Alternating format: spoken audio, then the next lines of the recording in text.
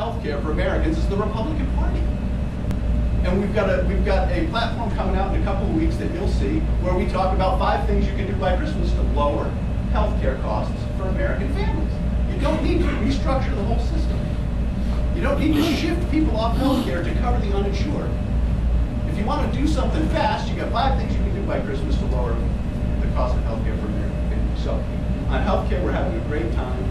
We've got to move backwards on it, and it's helping to drive, quite frankly, the president's numbers lower and lower. And I know people don't like that. You know, people kind of say, oh, Ken, geez, what are you doing? We've got to make progress. We've got to make progress. Progress with the Republican Party is to cripple Barack Obama's ability to raise money.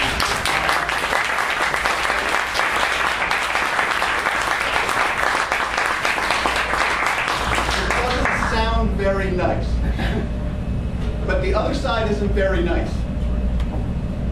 If you've ever read, I'm not a huge history buff, if I'm telling you the truth, but when I got there, a really brilliant guy, Todd Herman, who came from Microsoft and runs our social media stuff, just a voracious organizer of people, came to me and said, you know, these guys are right out of Alinsky's playbook. I said, no. I'm embarrassed for that, but who?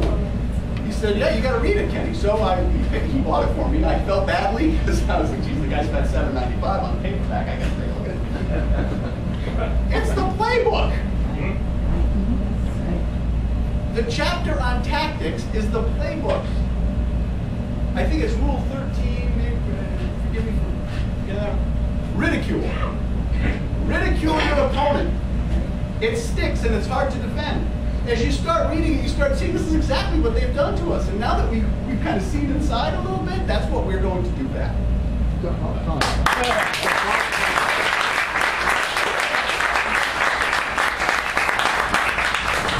I hate to admit it, it makes me sound like a cannibal. I have fun every single day trying to come up with ideas with a bunch of clever, energetic people around to, you know, quite frankly, drive the negatives in the sky higher and higher and higher. He's upside down on health care. He's upside down in, he's not upside down yet in his favorables, but they're not where they were. We've heard anecdotally that people in the administration really think that they've blown it on health care. I've not, you listen, another parallel to Rhode Island, if you remember, we talked about not having the votes. Absent outside influence, they have the votes. Absent outside influence, they shut the doors on Congress, we lose. They want, you remember that Southwest commercial, Want to Get Away? Right now there are a lot of Democrats at home, tired of getting yelled at, that are thinking, bing, want to get away? They want to get back to Washington in the worst way. Because in Washington, people show you deference for your job title, and they don't scream at you about ruining their lives. So these guys are desperate to get back to the building. We are desperate to keep the heat up. Anything you can do to keep the heat up, if you can call a congressman, write a letter, have a friend call a congressman, go to a town hall, anything you can do. Anything you can do, you need to do. The only thing we have right now is public pressure. We are the minority party. We have to keep that up. You know, I really didn't stick much to the notes, but I did hit a few of the highlights that I wanted to talk about. As I said before, we're trying to manage a good building, trying to be good stewards of folks' money. We're trying to set the national debate. We're using healthcare to do that. It's driving the numbers down. We've got 2 governor's races in New Jersey and Virginia. In New Jersey, Chris Christie, the Republican, has not trailed in a public poll since the spring. He's a great candidate. The only problem Chris Christie has is that his wife might run against him because she might be a better candidate than he is. But his wife is so full of energy, she just charges every day, and she can't stand John Corzine. Unfortunately, Corzine might have been a good investor at Goldman Sachs, but he invested $150 million or so of his personal funds into his political career, and after only a few years, his favorables are in the 30s.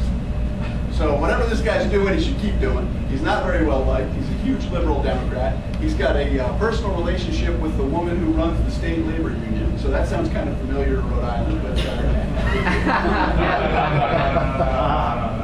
not the governor. Not you. Thank you. Not you, Governor. I mean the level of kind of familiarity between government leadership and public employee union. So we're ahead there. It's going to be close because it's New Jersey, and quite frankly, we're just outnumbered on the ballot. But we are ahead there. We're going to work hard.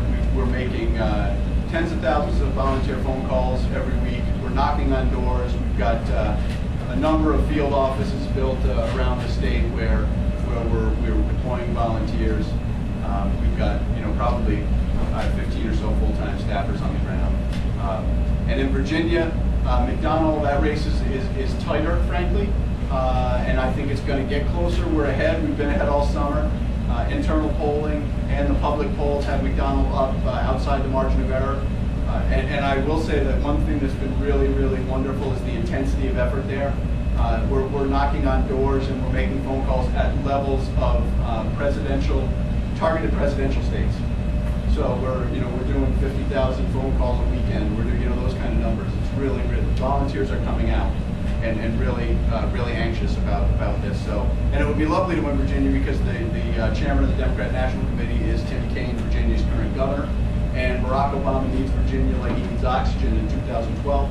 So the idea that we could win that right now is really exciting. And then last but not least, I'll just end with this.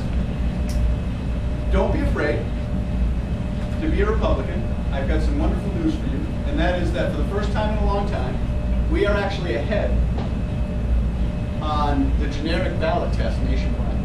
So when people are asked, would you support the Republican candidate or would you support the Democrat candidate, our internal numbers have us leading on that question. So that doesn't win races, but it removes the disqualifier that the R may have had in the past. So be proud of yourselves and don't be afraid, and we will work hard to try to support and assist state parties and candidates in any way possible.